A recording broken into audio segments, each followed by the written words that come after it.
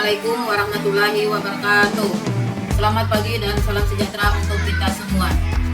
Perkenalkan, saya Siti Lawana, SPDSD, Kepala Sekolah SDN 2 Sumber Makmur, Kecamatan Mentayai Utara, Kabupaten Kota Waringin Timur.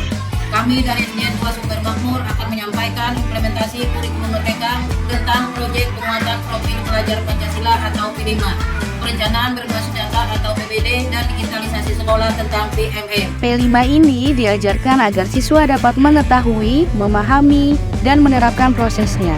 Apalagi jika bisa menghasilkan produk. Tapi yang sangat penting pada P5 ini adalah prosesnya.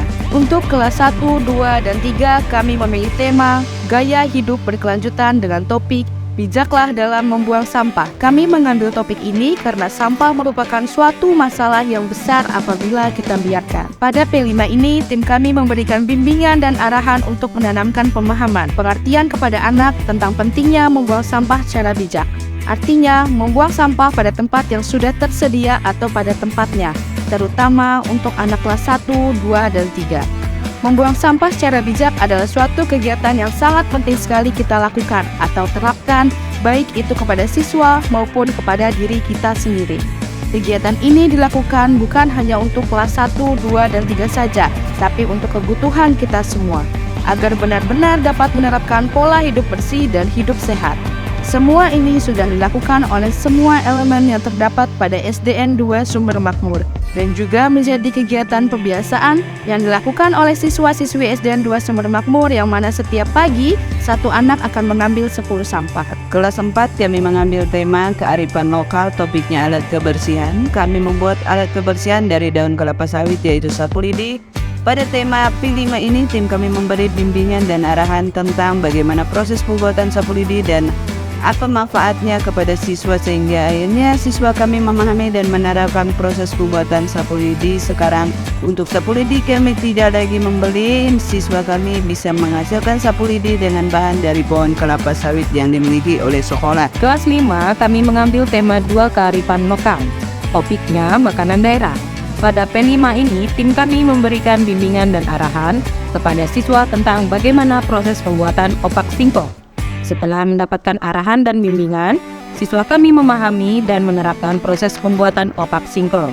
Dan opak singkong tersebut dapat dijual, terutama kemarin pada saat gebiar. Opak singkong hasil dari P5 siswa kami sangat laku sekali. Uang hasil penjualan opak dijadikan uang kas kelas. Begitu juga dengan kelas 6, kami mengambil tema 2 kearifan lokal, topiknya makanan daerah, membuat makanan dari ubi jalar yaitu rengginang, ubi jalar atau gembili. Pada P5 ini tim kami juga memberikan bimbingan dan arahan kepada siswa tentang bagaimana proses pembuatannya. Setelah mendapatkan arahan dan bimbingan, siswa kami memahami dan menerapkan proses pembuatan rengginang.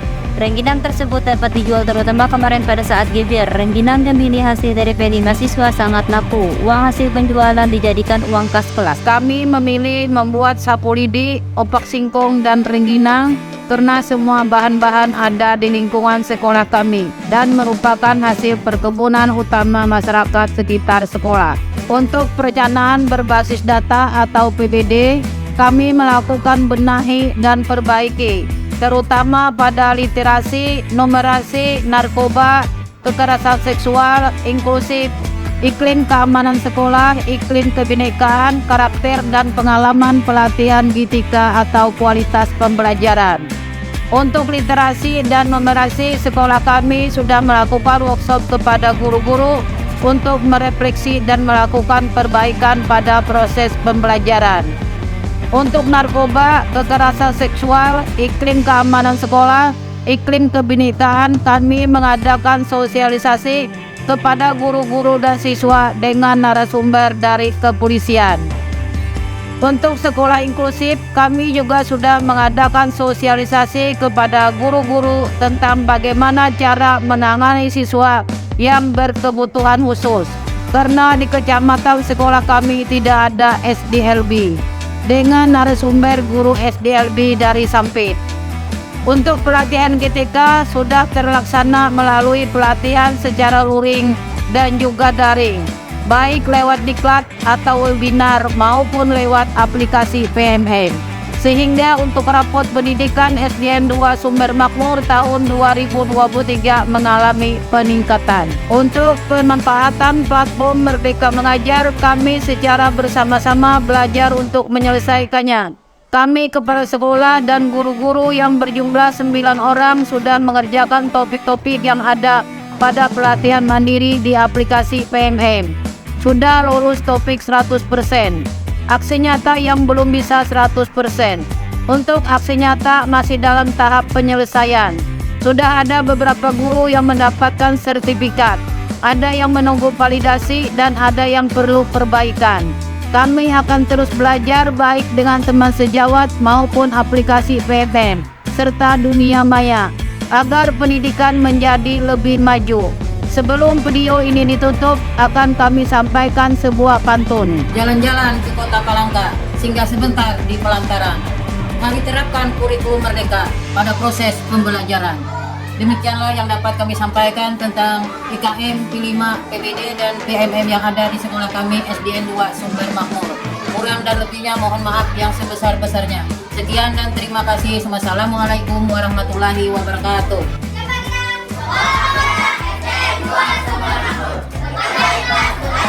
Makmur,